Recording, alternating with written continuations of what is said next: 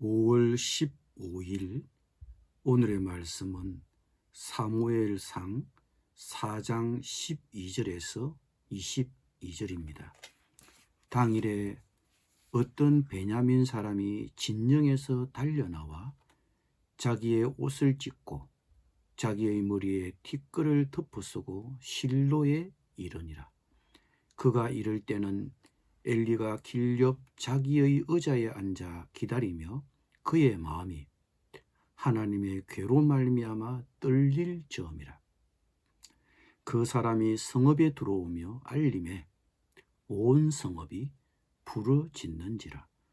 엘리가 그 부르짖는 소리를 듣고 이르되 이 떠드는 소리는 어찌 됨이냐.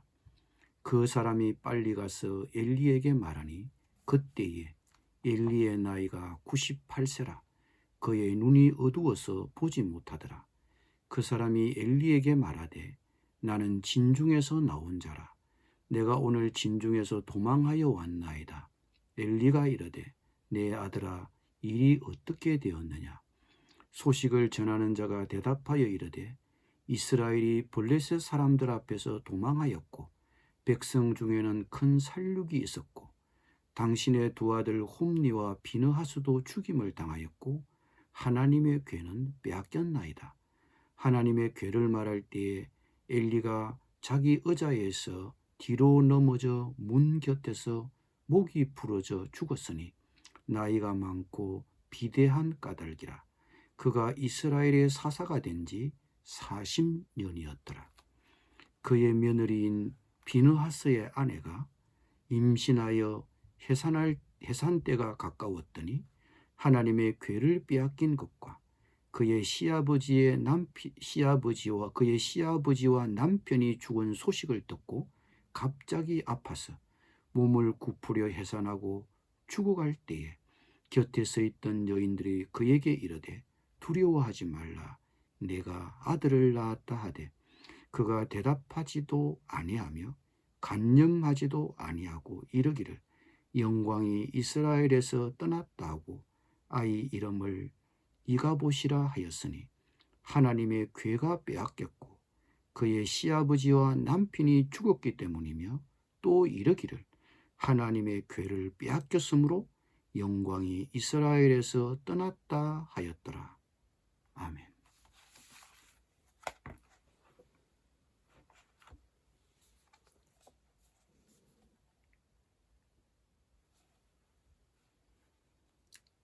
블레셋과의 전투는 이스라엘의 대패로 끝났습니다. 3만의 전사자를 냈고 제사장 홈리와 비느하스가 전사했습니다. 하나님의 언약 궤마저도 빼앗겼습니다. 이 다급한 전황을 전하기 위해 한 전령이 싸움터를 빠져나와 엘리 제사장이 있는 실로로 급히 올라갔습니다. 전쟁터에서 실로까지는 오르막길로 32km입니다. 마치 마라톤 광야에서 그리스군이 페르시아군을 격파하고 그리스군의 병사가 승리를 알리기 위해 약 40km를 달려온 것처럼 이제는 승리의 소식이 아닌 패전의 비보를 전하기 위해 이 병사는 32km의 오르막길을 힘껏 달려왔습니다. 그리고 엘리에게 소식을 전했습니다. 이스라엘이 졌습니다. 전사자가 3만입니다. 당신의 두 아들도 전사했습니다. 그리고 하나님의 언약궤가 적군의 수중에 들어갔습니다. 이 전황을 접한 엘리는 어떻게 되었습니까? 18절은 이렇게 말하고 있습니다.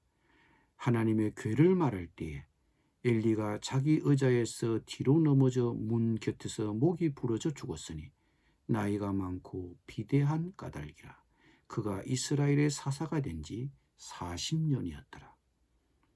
엘리가 이스라엘의 사사로 세워진 지 40년. 그는 이렇게 역사의 무대에서 퇴장했습니다. 이 땅에서 어떻게 사느냐도 중요하지만 어떻게 퇴장하느냐도 중요한 것 같습니다. 그런데 그보다 더 애절한 사연은 그 다음 장면입니다. 바로 그때 엘리의 며느리가 임신하여 해산을 앞두고 있었는데 자기 시아버지와 남편이 죽었다는 소식을 듣고 갑자기 산통을 느끼며 해산했습니다. 옆에서 출산을 도와주던 여인들은 그녀의 해산의 고통을 들어주기 위해 위로했습니다. 당신이 아들을 낳았다. 그러나 그녀는 자기가 낳은 자식이 아들인지 딸인지는 아예 관심을 보이지 않았습니다. 그러다가 아이를 출산하자 이름을 지어주고 세상을 떠났습니다. 21절, 22절입니다. 이르기를 영광이 이스라엘에서 떠났다고 아이 이름을 이가봇이라 하였으니 하나님의 괴가 빼앗겼고 그의 시아버지와 남편이 죽었기 때문이며 또 이르기를 하나님의 괴를 빼앗겼으므로 영광이 이스라엘에서 떠났다 하였더라. 이가봇, 하나님의 영광이 떠났다는 뜻입니다. 시아버지와 남편이 죽은 것도 슬펐지만 정작 그녀의 가슴을 아프게 한 것은 하나님의 괴가 적군의 손에 빼앗긴 것이었습니다. 엘리의 며느리가 가슴 아팠던 것은 하나님의 영광이 이스라엘을 떠났다는 것이었습니다. 난산으로 죽어가면서도 그녀를 가슴 아프게 했던 것은 하나님의 영광이 더 이상 이 민족에게는 없다는 사실이었습니다. 하나님의 임재를 상징하는 성물, 그 언약궤를 이방 민족에게 빼앗기고 하나님을 받들어 섬겨야 할 제사장 집안은 하루아침에 망하고 하나님의 영광이 떠난 것을 그녀는 무엇보다 마음 아파하며 아이를 낳고 그렇게 세상을 떠났습니다. 그녀는 이스라엘 민족에게 닥친 위기의 본질이 무엇인지를 꿰뚫고 본 엘리 가문의 마지막 자존심이었습니다. 출산이 얼마나 기쁜 일입니까?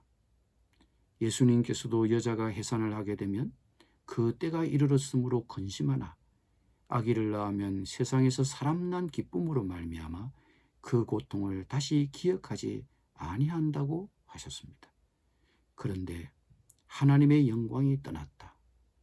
하나님이 우리 백성을 버리셨다는 그 슬픔은 출산의 기쁨도 아들을 낳았다는 위로도 그녀에게 위로가 되지 못했습니다. 만일 하나님의 영광이 더 이상 우리에게 없다고 진단한다면 얼마나 암울합니까? 우리에게 삶의 내용은 없고 종교만 남을 때, 삶이 없이 예배와 기도와 재물만 의지할 때, 거기에는 하나님의 영광이 없습니다. 우리의 예배와 기도와 헌신에 하나님의 영광이 함께하려면 삶이 따라야 합니다. 물론 쉬운 일은 아닙니다. 그러나 우리가 힘쓴다면 성령 하나님이 우리를 도우실 것입니다. 정결한 백성 가운데 하나님의 영광이 임합니다. 정결한 백성의 예배 가운데, 기도 가운데, 헌신 가운데 하나님의 영광이 함께합니다. 하나님의 영광이 함께하는 가정, 하나님의 영광이 함께하는 공동체, 하나님의 영광이 함께하는 민족 되기를 힘써야 할 것입니다. 기도드리겠습니다. 주님, 정결한 마음 주시옵소서. 정결한 삶 주시옵소서. 그리하여 하나님의 영광이 함께하는 우리 가정, 우리 공동체, 우리 민족이 되게 하여 주시옵소서. 예수님의 이름으로 기도드립니다. 아멘.